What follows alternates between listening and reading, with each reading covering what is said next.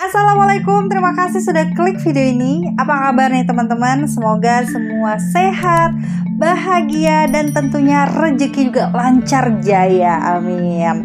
Nah, kemarin kita sudah ngebahas beberapa kasus-kasus para ABG labil yang kala itu mereka bertindak sesuka hati tanpa pernah mempertimbangkan masa depan. Nah, hari ini kita juga akan ngebahas ABG, tapi bukan ABG biasa, angkatan babe gue alias sudah para lansia gitu ya, atau yang sering kita dengar dengan istilah tua-tua keladi, makin tua makin jadi. Ya, kasus kali ini mengisahkan tentang cinta terlarang yang dilakukan oleh para lansia, namun malah berakhir dengan mengerikan. So, bagaimana kisah lengkapnya? Langsung aja yuk kupas tuntas di channel Rikaro. Teman-teman, dikarenakan kasus ini baru, jadi pelaku dan korban ini masih belum diungkapkan nama aslinya ke media. Sehingga di video kali ini kita sebut dengan nama pengganti. Tono bukan nama sebenarnya. Dia adalah seorang pria lansia yang berusia 66 tahun. Ia tinggal di sebuah rumah sederhana berlokasi di Gang Banjar, Kelurahan Singagewe, Sangatta Selatan, Kalimantan Timur. Dia bekerja sebagai seorang kuli bangunan. Namun, terkadang dia juga sering menganggur apabila tidak ada proyek dari pembangunan. Nah, diketahui dia ini tinggal bersama dengan istrinya dan juga ketiga anak kandungnya. Menurut keluarga, Tono dikenal sebagai seorang ayah yang sangat baik, perhatian, royal, dan juga sangat menyayangi keluarganya.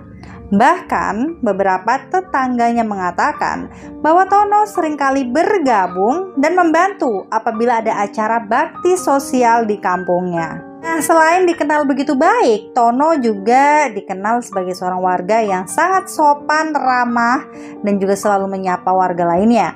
Namun tidak disangka-sangka nih teman-teman, meskipun dia dikenal begitu baik, ternyata di belakang istrinya Tono tega.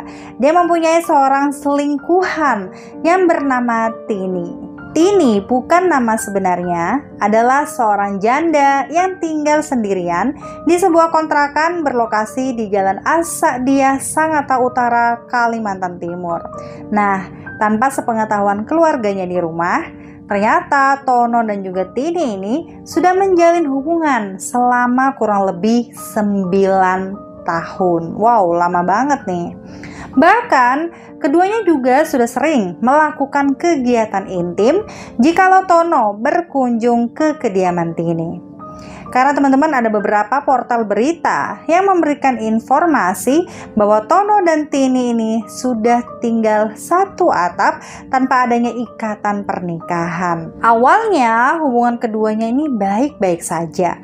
Bahkan jika sepulang bekerja, Tono sering menginap di kediaman Tini. Namun setelah ia menjalin hubungan bertahun-tahun, tiba-tiba Tono ini merasa tersadar bahwa selingkuhannya ini adalah seorang perempuan yang begitu matre katanya. Pernah di suatu hari, Tini meminta uang kepada kekasihnya itu sebanyak 18 juta rupiah dengan alasan untuk keperluan sehari-hari dan juga akan membuka sebuah usaha. Dan pada akhirnya dikarenakan begitu sayang, Tono pun rela memberikan uang sebesar 18 juta itu kepada Tini. Namun bukannya dipakai untuk membuka usaha, ternyata Tini ini malah menghabiskan semua uangnya ini untuk berfoya-foya dan juga membeli perhiasan mahal.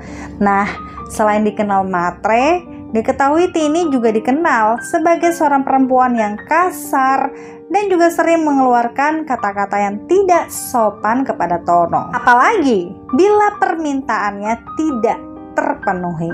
Ya, hal ini tentunya membuat Tono merasa tidak nyaman dan juga menyimpan dendam kepada kekasih gelapnya itu.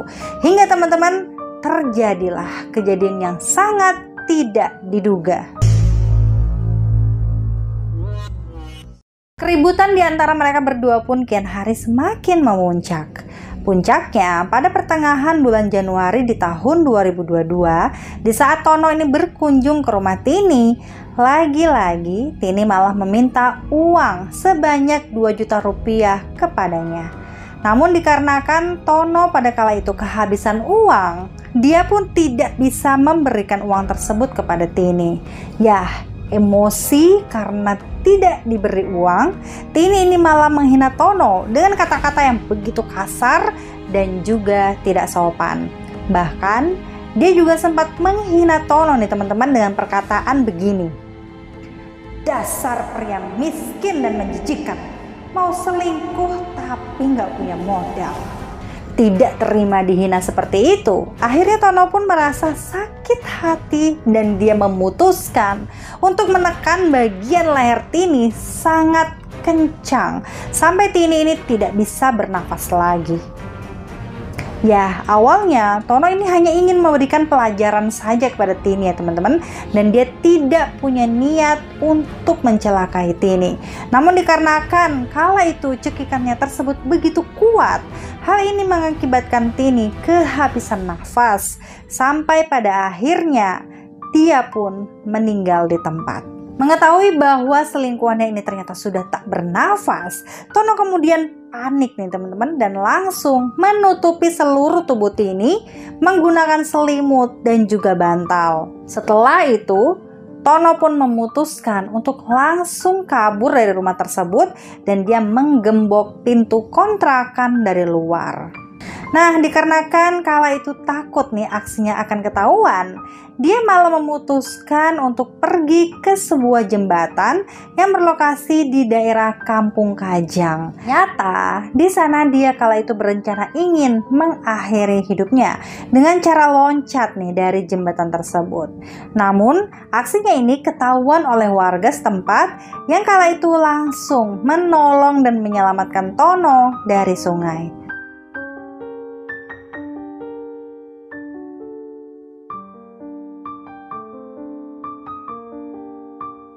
Dan saat ditanya oleh warga, apa nih motif Bapak loncat ke sungai? Tono pun menjawab, ya dia juga ingin meninggal karena kekasih hatinya ini telah meninggal akibat perbuatannya. Dan akhirnya karena jawabannya tersebut, para warga pun mengetahui bahwa Tono ini telah melakukan pembunuhan.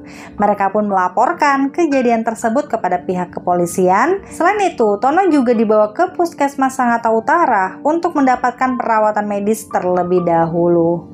Namun teman-teman, belum lama ia dirawat. Tono pun kemudian tersadar bahwa dia telah ketahuan. Ia pun memutuskan untuk kabur dari puskesmas dan melarikan diri ke Palangkaraya, Provinsi Kalimantan Tengah. Untungnya teman-teman, tidak lama setelah dia berhasil melarikan diri, tim Macan Polisi Kutai Timur pun sudah bisa menangkap Tono saat dalam perjalanan menuju ke Kalimantan Tengah. Dan akibat perbuatannya tersebut, Tono pun harus mempertanggungjawabkan semuanya. Dia dijerat dengan pasal 338 KUHP, yakni mendapatkan hukuman penjara selama 15 tahun. Oke teman-teman, demikianlah kasus kita hari ini, di mana ada pasangan yang sudah masuk ke usia lansia, tapi mereka terjerat oleh cinta terlarang dan berakhir dengan sangat tragis. Nah, bagaimana nih pendapat teman-teman dengan kasus kita kali ini? Silahkan sampaikan pendapat kalian di kolom komentar dengan bahasa yang sopan tentunya. Dan ingat, selalu hati-hati dan waspada. Sampai jumpa di videoku selanjutnya. Bye!